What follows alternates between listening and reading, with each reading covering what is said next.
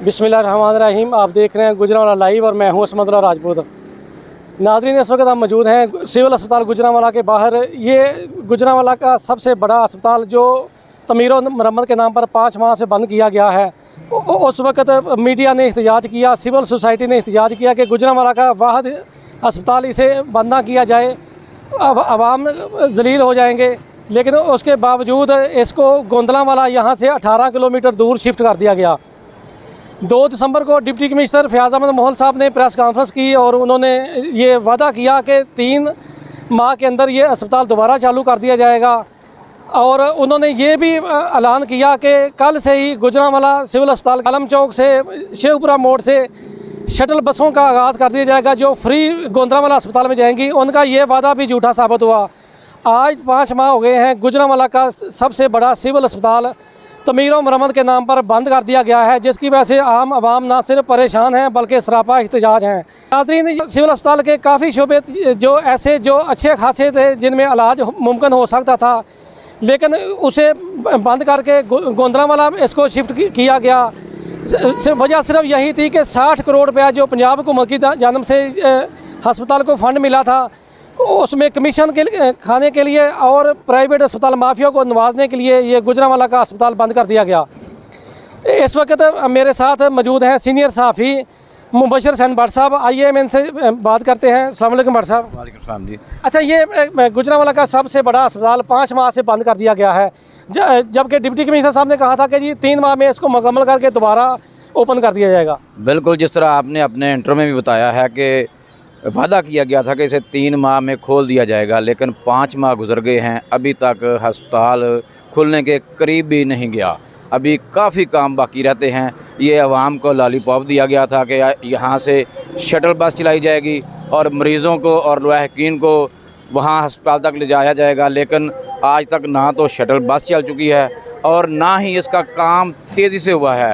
अब चूँकि नई हुकूमत आ चुकी है और मरीम नवाज शरीफ साहब से अवाम मुतालबा कर रहे हैं कि खुदारा अवाम को ये सहूलत जो मैसर थी, 50 लाख की जो आबादी है सिटी गुजरांवाला की, जहाँ से सैकड़ों मरीज़ रोज़ाना यहाँ पे इलाज मुआवजा के लिए आते थे, जिन्हें अब तकलीफ़ दे मराहल से गुजरना पड़ता है और दूर जाकर अपने इलाज मुआवजे के लिए अस्पताल में अपना इलाज करवाना पड़ता है। तो ये अच्छा, मैं आपको बात आगे बढ़ाता हूँ। ये भी हमारे ज़राए ने बताया है कि जो यहाँ के ठेकेदार थे वो भी सेक्रेटरी हेल्थ पंजाब के मंजूर नज़र थे और उन्हें कराची से बाकायदा लाया गया था। और उसके बाद साबिक़ निगरान हुकूमत ने इसकी जो फ़ंड थे वो रोक लिए और वो सेक्रेटरी हेल्थ के मंजूर नज़र ठेकेदार वो भी यहाँ से फ़रार हो चुके हैं। और इसके अलावा ये भी मैं आपको पूछना चाहूँगा कि डीसी साहब ने कहा था कि 3 शिफ्टों में 24 घंटे काम होगा, लेकिन काम इंतहाई सुस्त रवि का शिकार है। बिल्कुल आपके सामने है कि काम इंतहाई सुस्त रवि का शिकार है। अब इस वक्त जो है 5 बजने वाले हैं, लेकिन अभी तक जो है वो वर्कर यहाँ पे काम करते नज़र नहीं आ रहे। इसका मतलब ये है कि कोई सेकंड शिफ्ट भी शुरू नहीं है, सिर्फ फर्स्ट टाइम काम होता है और इंतहाई सुस्त रवि का शिकार है काम। या तो ये पेमेंट नहीं कर रहे या पेमेंट लेकर ठेकेदार जो हैं भागे हैं। मुख्तलिफ बातें सुनने में आ रही हैं, लेकिन अभी चूँकि इंतज़ामिया जो नई इंतज़ामिया आई है, जो हुकूमत आई है, उसे चाहिए कि इसकी तरफ तवज्जो दें। अब जो बाहर अस्पताल मुंतकिल किया गया है वहाँ पे ना तो डॉक्टर ही पहुँच सकते हैं और ना ही मरीज़ वहाँ पे जा सकते हैं।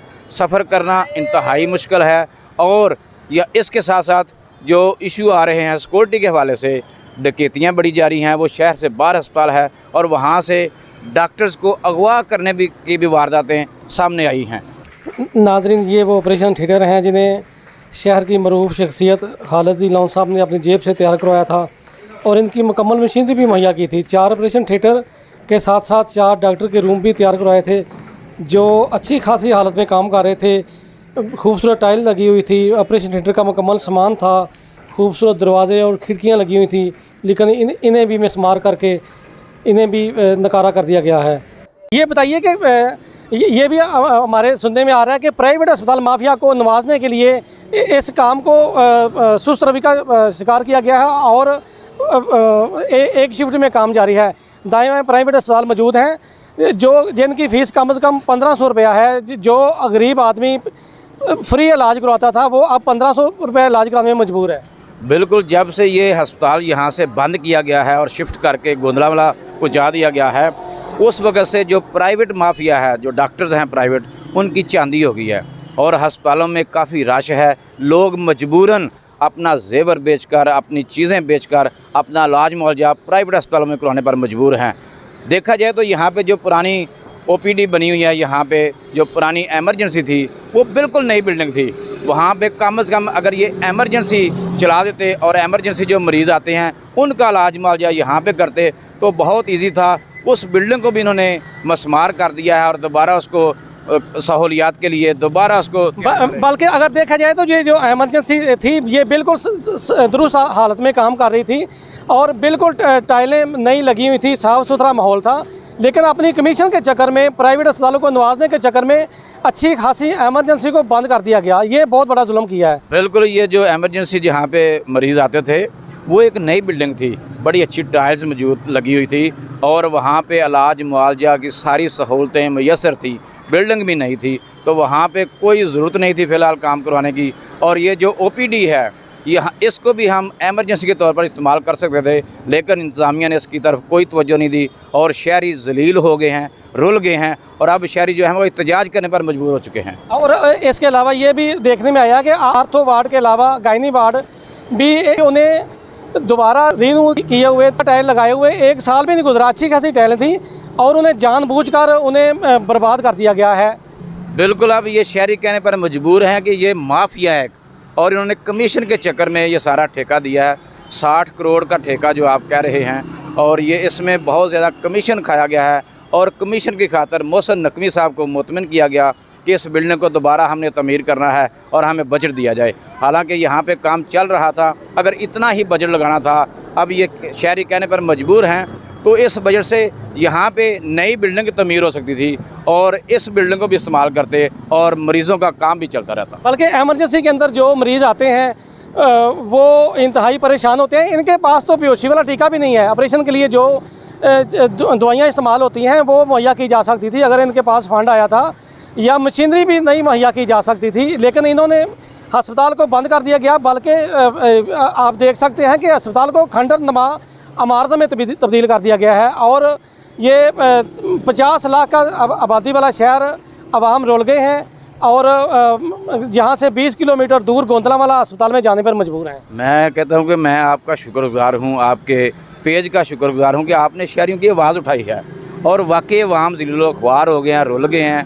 ट्रांसपोर्ट नहीं मिलती, वहाँ जाने के लिए कोई मुअस्सर ट्रांसपोर्ट नहीं है और मरीज़ों को ले जाना इतना मसला बन चुका है कि लोग जलील हो रहे हैं। और अभी भी इन्होंने डेडलाइन दी है कि 31 मार्च तक जो एमरजेंसी है वो बहाल कर दी जाएगी। उससे पहले कमिश्नर साहब ने 25 मार्च की डेट दी, फिर इमरान खान भट्ट साहब यहाँ पे आए, उन्होंने दौरा किया, उन्होंने 31 मार्च की डेट दी।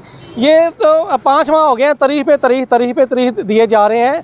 और मैं समझता हूँ कि जो शहर के कारोबारी हजरात हैं, सियासतदानों को, स्पेशली नून लीग के जो मुंतखब नुमाइंदे हैं जिन्होंने जो असम्बलियों में बैठे हैं, उन पर भारी जिम्मेदारी आयद होती है कि वो आवाम की आवाज़ बने, आवाम की मसाइल को देखें कि गरीब आदमी रुल गया है प्राइवेट अस्पतालों के चक्कर में। बिल्कुल जनाब, अब ये 31 मार्च की तारीख दी गई है, लेकिन मुझे नहीं लगता, आप देख सकते हैं कि अभी बड़ा काम रहता है। जितना उन्होंने काम शुरू किया हुआ है, अभी इंतहाई सुस्त रवि का काम यहाँ पे हो रहा है और मुझे नहीं लगता कि ये 31 मार्च तक भी जो एमरजेंसी है वो शुरू कर सकेंगे। गुजारिश है कि खुदारा इसकी तरफ नज़र दौड़ाएँ और मरीज़ों के लिए सहूलियात मुयस्सर करें।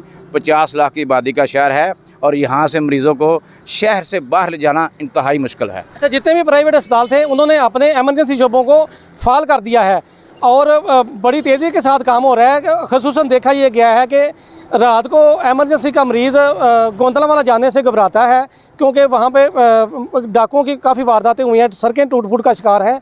और ये देखा यह गया है कि प्राइवेट अस्पतालों ने अपने एमरजेंसी शोबों को फाल कर दिया है और वो दर्द मरीज़ों को लूट रहे हैं।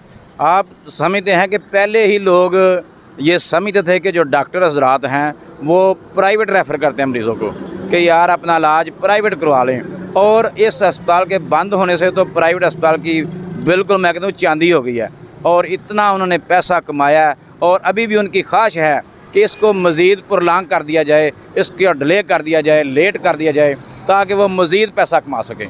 जी नाज़रीन, आपने गुफ्तगू सुनी, आपने देखा कि अस्पताल अभी भी 50% से ज़्यादा काम बाकी है। इसको खंडर बना दिया गया है।